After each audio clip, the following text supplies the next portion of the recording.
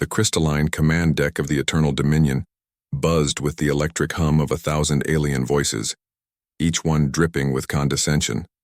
Admiral Zektar of the Hegemony Coalition leaned back in his biomechanical throne, his 6 eyes gleaming with amusement as he observed the tactical display before him. "Behold," he announced to his assembled war chiefs, "the mighty Earth fleet." The holographic projection showed a ragtag collection of vessels approaching the edge of Kepler 442 space, humanity's first attempt at interstellar expansion. Compared to the Coalition's sleek, kilometer-long dreadnoughts that bristled with quantum disruptors and reality-bending weapons, the human ships looked like toys. Crude metal constructs held together with primitive welds, their hulls scarred from atmospheric re-entry burns. War Chief Gorthak, his reptilian features twisted into what passed for a grin among his species, gestured dismissively at the display. 18 ships against our armada of 300? His translator device rendered his clicks and hisses into galactic standard. These humans must have a death wish. The other commanders erupted in laughter, a cacophony of alien sounds that somehow managed to convey universal derision. The Coalition had swept across 17 star systems in the past decade, crushing every species foolish enough to oppose their expansion. The Centaurians had lasted 6 hours. The proud warrior race of Vega Prime had held out for 3 days before their homeworld was glassed. And now these upstart humans, barely a century into spaceflight, dared to challenge them. "Sir," reported Navigation Officer Theiss, her tentacles dancing across the sensor array, "we're receiving a transmission from the human fleet." Zektar's mandibles clicked in amusement. "Put it through. Let us hear their surrender." The main display shimmered, revealing the weathered face of a human male. His uniform was simple, dark blue with minimal ornamentation, and his expression was calm, almost serene. "This is Admiral Harrison Clark of the Earth Expeditionary Fleet," the human said, his voice steady despite facing overwhelming odds. "You have entered human-claimed territory and refused our diplomatic overtures. We're here to escort you out." The command deck fell silent for a moment before exploding in derisive laughter. Zektar wiped moisture from his primary eyes, struggling to compose himself. "Human," he finally managed. "Your bravado is admirable if misguided. We are the Hegemony Coalition. We have conquered civilizations that wielded technologies you cannot comprehend. Your primitive weapons cannot even scratch our shields." Clark nodded slowly. "That's probably true, but you made one critical error in your calculations." "And what might that be?"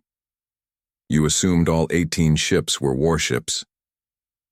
Before anyone on the bridge could process the implications of that statement, the tactical display erupted in warnings. The human formation was changing, 17 ships peeling away to reveal something that defied immediate categorization. The vessel at the center of the human fleet wasn't a ship in any conventional sense. It was a perfect sphere, 2 kilometers in diameter, its surface so black it seemed to absorb light itself. No weapon ports were visible. No engine signatures detected, no energy readings whatsoever. "What is that abomination?" War Chief Krell demanded, his forearms gesturing frantically at his sensor station. "Unknown, sir," This reported, her voice tight with confusion. "I'm detecting no conventional power signatures, no quantum resonance, no—" She never finished the sentence. The sphere simply existed one moment and occupied a different position the next, having crossed 50,000 kilometers of space between heartbeats. It hadn't accelerated or decelerated, it had simply translated from one point to another, as if the laws of physics were polite suggestions rather than immutable constants. "Impossible," Zektar breathed. "No technology can—" The sphere moved again, this time appearing directly in the center of the coalition formation. At this range, the sensors should have been screaming with proximity alerts, analyzing hull composition, detecting crew life signs. Instead, they registered nothing at all, as if 300 coalition warships were surrounding empty space. Admiral Clark's voice echoed across the communication channel, calm as ever. 17 years ago, humanity discovered something buried beneath the ice of Europa. something that had been waiting, watching, learning. The sphere began to sing. It wasn't sound in any conventional sense. No vibration traveled through the vacuum of space. Instead, it was a resonance that bypassed the ears entirely and spoke directly to the fundamental forces that held matter together. Every coalition vessel began to vibrate in harmony with that impossible melody. "Sir!" Thais shrieked, her tentacles thrashing in panic. "Hull integrity failing across the fleet.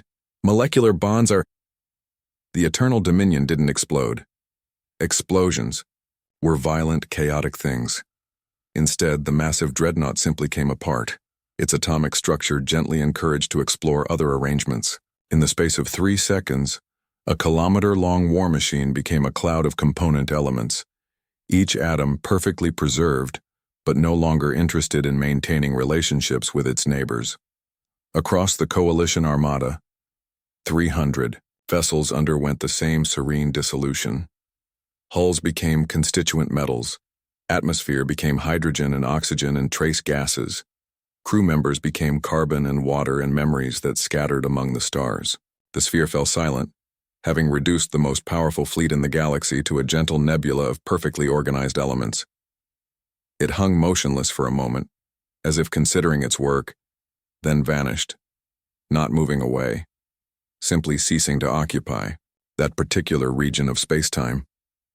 Admiral Clark's face reappeared on the emergency beacon frequency, broadcasting to any coalition forces monitoring from distant systems.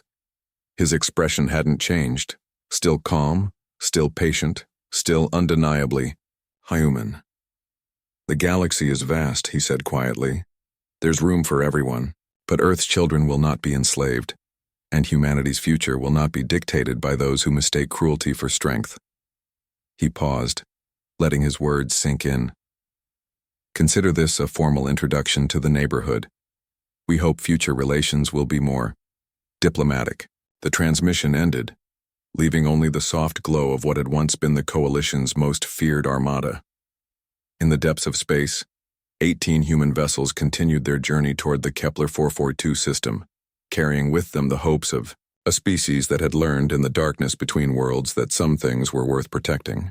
And in the shadow of Europa's ice, something ancient stirred and settled back into patient slumber, secure in the knowledge that its newest students were proving to be remarkably quick learners.